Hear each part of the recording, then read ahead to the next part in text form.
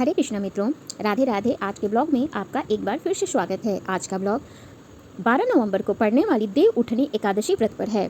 देव उठनी एकादशी के दिन क्या करना चाहिए, क्या नहीं करना चाहिए, इस दिन तुलसी विवाह करें या ना करें, तुलसी विवाह में किन चीज़ों का प्रयोग हमें नहीं करना चाहिए, एवं एकादशी की पूजा का शुभ मुहूर्त कौन सा है तथा पारण का किस समय पर करें, इन सब की जानकारी आपको इस ब्लॉग में दी जाएगी, इसलिए आप इस ब्लॉग में अंत तक बने रहिएगा।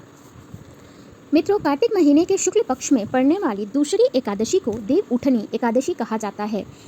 इस वर्ष देव उठनी एकादशी का व्रत 12 नवंबर को किया जाएगा। देव उठनी एकादशी सभी एकादशी व्रत में बेहद महत्वपूर्ण है। मान्यता है कि इसी दिन भगवान विष्णु 4 माह तक सोने के बाद जागते हैं। इन चारों माह में नारायण के देव शयन के कारण सभी प्रकार के मांगलिक कार्य वर्जित होते हैं। भगवान इसी देव उठनी एकादशी को उठते हैं या जागते हैं, तब भगवान विष्णु के पुनः जागने के बाद ही सभी मांगलिक कार्य संपन्न हो पाते हैं। देव जागरण या उत्थान होने के कारण इस एकादशी को देवोत्थान एकादशी का व्रत भी कहा जाता है। इसे प्रबोधनी एकादशी के नाम से भी जाना जाता है। इस एकादशी का व्रत करने का बहुत ही महत्व बतलाया गया है। एकादशी तिथि और उसका शुभ मुहूर्त कौन सा है? इस बार कार्तिक माह की एकादशी 11 नवंबर को शाम 6:46 से लेकर 12 नवंबर को शाम 4:04 तक रहेगी। ऐसे में 12 नवंबर को व्रत किया जाएगा।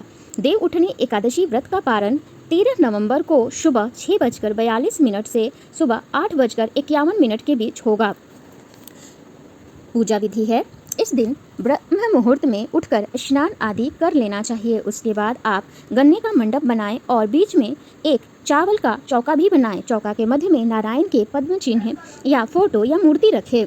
इसका विधिवत पूजन आदि करें। भगवान को भोग में गन्ना या पीला मिठाई अर्पित करना शुभ होता है। घी का अखंड दीपक जलाएं और उसके सामने विष्णु पुराण पढ़ें या सुनें। एकादशी व्रत की कथा सुनना इस दिन बहुत ही फलदायी होती है।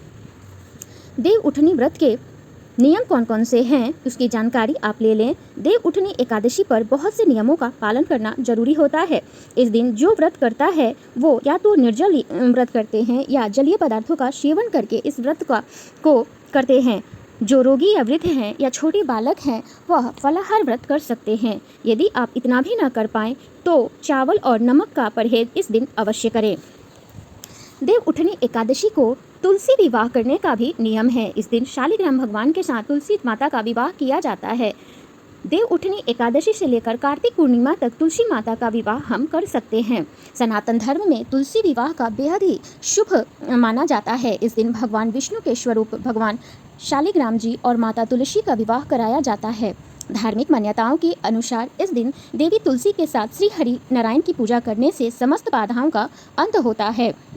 इसके साथ ही अक्षय फलों की प्राप्ति होती है। यह तुलसी विवाह की पवित्र परंपरा हमारी संस्कृति में शादी व शुभ कार्यों की शुरुआत का भी प्रतीक माना जाता है। तुलसी विवाह किस तिथि को मनाया जाएगा, इसको लेकर लोगों में काफ़ी कन्फ्यूजन है।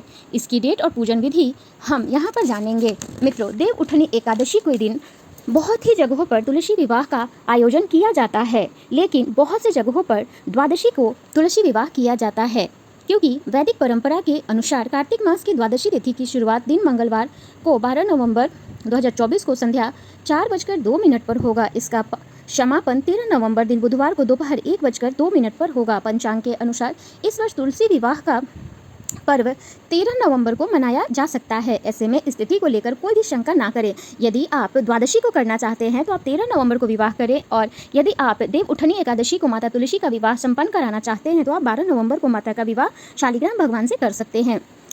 विवाह में आप सर्वप्रथम सुबह जल्दी उठकर स्नान करें, लाल रंग के वस्त्र धारण करें, फिर आप व्रत का संकल्प लें। इसके बाद विधिवत पूजा अर्चना करें। शाम को अपने घरों एवं मंदिर को अच्छे से सजाएं, फिर खूब सारे घी के दीपक जलाएं। गोधूली बेला के दौरान शालिग्राम जी और तुलसी माता का विवाह का आयोजन करें, उन्हें फूल माला आदि समर्पित करें। मित्रों, आप इस बात का ध्यान अवश्य रखें कि यदि आप मंगलवार को यानी कि देव उठनी एकादशी को माता तुलसी का विवाह करना चाहते हैं तो आप उस दिन अक्षत का प्रयोग ना करें। उसके जगह पर आप सफ़ेद तिल का प्रयोग कर सकते हैं, और नहीं तो आप द्वादशी से लेकर पूर्णिमा तक माता तुलसी एवं शालिग्राम भगवान का पूजा अर्चन कर सकते हैं। इस पूजा में आपको माता को सुहाग की सभी सामग्री चढ़ानी चाहिए, एवं इस दिन घी का दीपक आप जरूर सजाएं एवं चावल से चौका भी बनाएं और विधि विधान से माता का गन्ने का एक मंडप बनाकर पूजन आदि करें।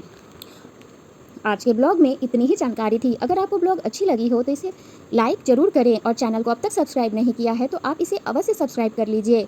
और मेरे और अगर ब्लॉग अच्छी लगी हो तो लाइक अवश्य करें। आपके एक लाइक से मुझे बहुत ही मोटिवेशन मिलता है। धन्यवाद।